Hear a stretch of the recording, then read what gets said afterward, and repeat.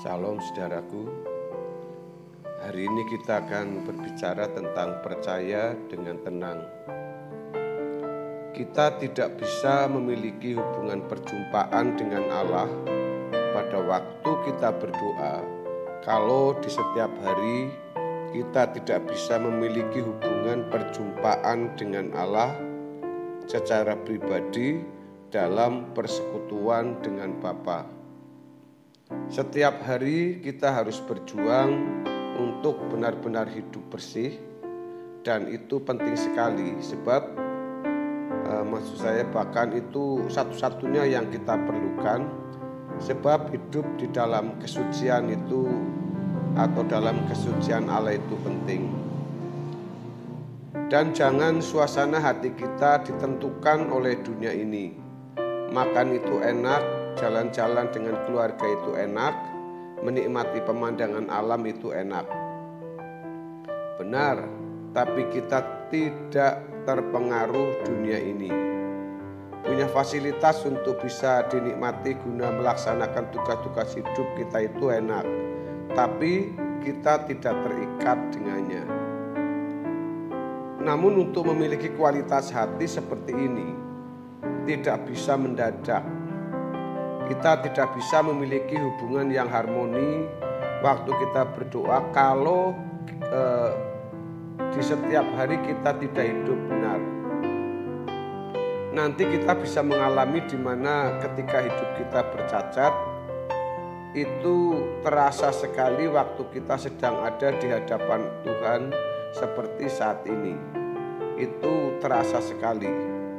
Saudara, kalau dulu mungkin kita tidak terlalu merasakan perbedaan antara ketika kita hidup di dalam kekudusan setiap hari, di dalam suasana menikmati sukacita, kebahagiaan di dalam Tuhan, atau pada waktu hari-hari kita tidak hidup di dalam kebenaran dan kesucian.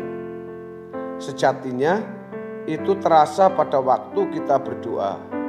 Tetapi terkait dengan hal ini kita harus mengerti bahwa Tuhan di dalam integritasnya yang sempurna tidak bisa kita atur suka-suka kita.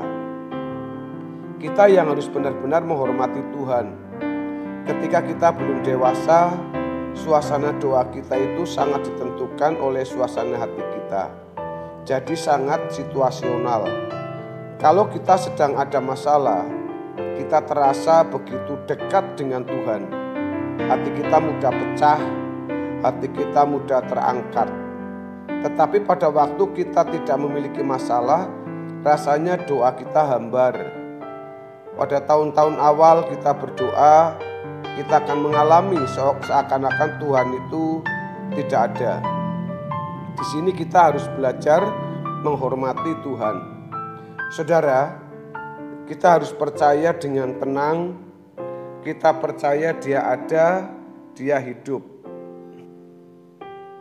Penulis Ibrani mencatat di dalam Ibrani pasal 11 ayat yang ke-6, tetapi tanpa iman tidak mungkin orang berkenan kepada Allah. Sebab barang siapa berpaling kepada Allah, ia harus percaya bahwa Allah ada, dan bahwa Allah memberi upah kepada orang yang sungguh-sungguh mencari Dia. Saudara, jangan bergantung pada perasaan, jangan bergantung pada emosi, tetapi bergantunglah pada kepercayaan bahwa Allah itu setia. Coba kita renungkan bagaimana orang-orang Kristen mula-mula teraniaya begitu hebat, dan di dalam penganiayaan yang begitu hebat tersebut, Tuhan seakan-akan tidak ada. Seakan-akan Tuhan itu diam. Bayangkan saudara, seakan-akan Tuhan tidak ada, tetapi mereka tetap percaya. Bagaimana mereka dianiaya oleh prajurit Kaisar Roma? Mereka benar-benar tidak berdaya dan seakan-akan Allah diam. Tetapi mereka mempercayai Allah itu ada dan hidup. Sama seperti Abraham yang dipanggil keluar dari Ur Kasdim, yang tidak mengerti kemana harus melangkah dan dia tidak kunjung punya anak. sungguh suatu keadaan yang berat. Tapi Abraham tetap percaya. Di sini kita dilatih untuk tetap setia dan percaya. Misalnya kita berkomitmen doa pagi. Di awal-awal komitmen kita dengan semangat menepatinya. Namun lama-kelamaan mulai mengendor. Bahkan kita tidak bisa merasakan bedanya antara hari yang dimulai dengan doa pagi dan yang tidak. Karena di dalam doa tersebut rasanya kita tidak menemukan sosok Allah yang kepadanya kita memuji dan menyembah. Seharusnya pada waktu kita berdoa, kita harus percaya Allah itu ada. Jangan bergantung kepada perasaan, dan itu harus dilatih. Di kalangan orang karismatik seringkali emosi lebih dikedepankan. Sebenarnya hal itu malah bisa merusak, sehingga lain waktu ketika ia berdoa tidak menggunakan emosi, ia merasa Tuhan tidak hadir dan juga tidak ada urapan. Jadi pada waktu kita berdoa dan seakan-akan Tuhan tidak ada, atau ketika emosi kita tidak terangkat, jangan kita menjadi gusar. Kita harus melatih percaya kita bukan berdasarkan perasaan. Jangan merasa Tuhan hadir dan Tuhan mengurapi pada waktu emosi meledak oleh karena suatu masalah. Tentu tidak boleh begitu. Kita berlatih terus.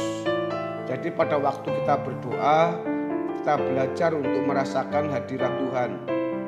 Jangan kita berpatokan bahwa kalau kita berdoa dan merasa Tuhan itu hadir, maka akan ada perasaan merinding atau suasana tertentu, ada bau harum. Tidak begitu, saudara.